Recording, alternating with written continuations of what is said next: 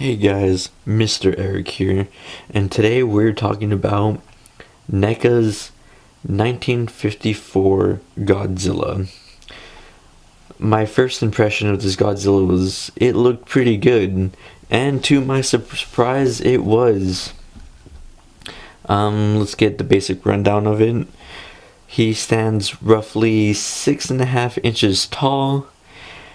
He comes with no accessories, but the detail in sculpt is really good.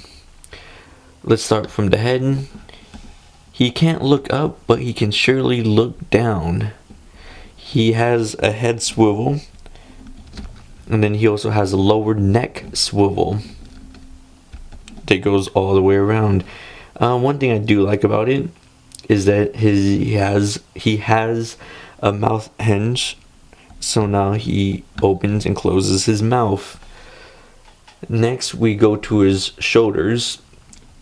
They have a shoulder swivel that works pretty well.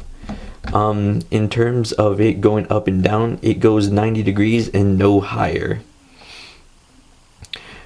He also has a bicep swivel and hinge, I believe. Yes, that is a small hinge, but the hinge is not going to do much for you unless you really just work at it, which I wouldn't.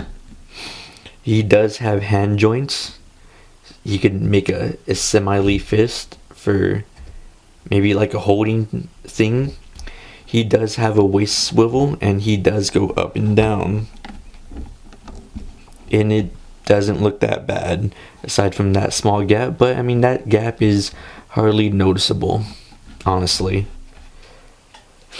He also has a thigh swivel. You can't really, that's probably as far as you can get it from going outwards. So thigh swivel is pretty not that great.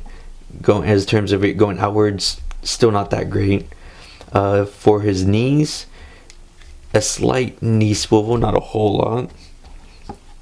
You can, maybe that's like a 45 degree, a small kick. And for his feet, he has he has an ankle swivel, and that's about it.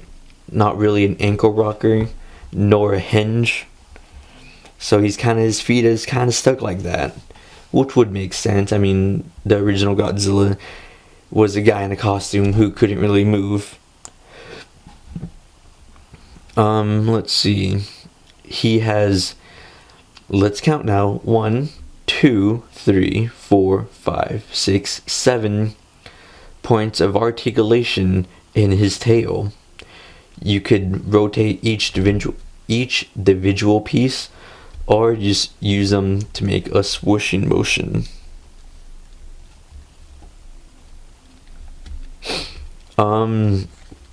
I kind of wish they would add more, but if they added more, it would probably break the tail a lot easier. But I mean, it's pretty stiff.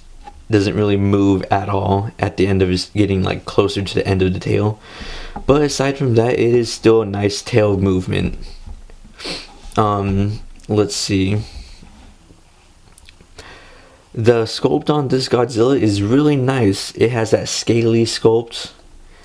It's really nicely detailed. It's a black primary paint, it looks like, with a bluish gray highlight, which gives it that old time look. He does have gray paint for his claws, toe claws and hand claws, and slight gray paint for the tips of his spikes on his back, which is really nice because it gives it that old Godzilla look to it.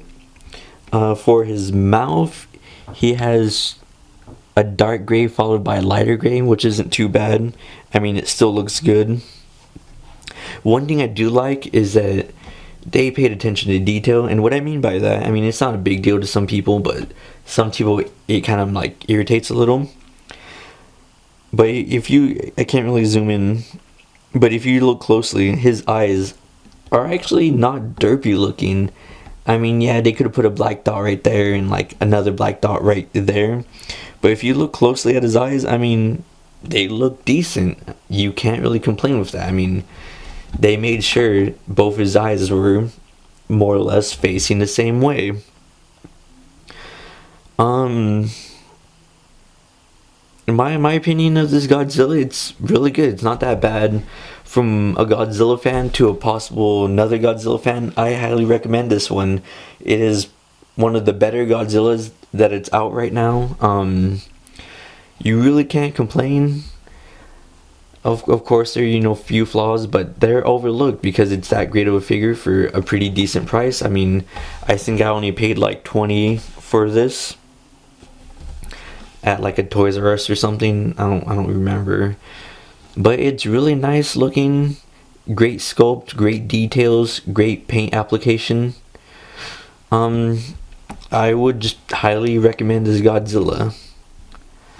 All right, that's all I have to say about this 1954 NECA Godzilla. All right, thank you guys for watching. Hope you enjoyed.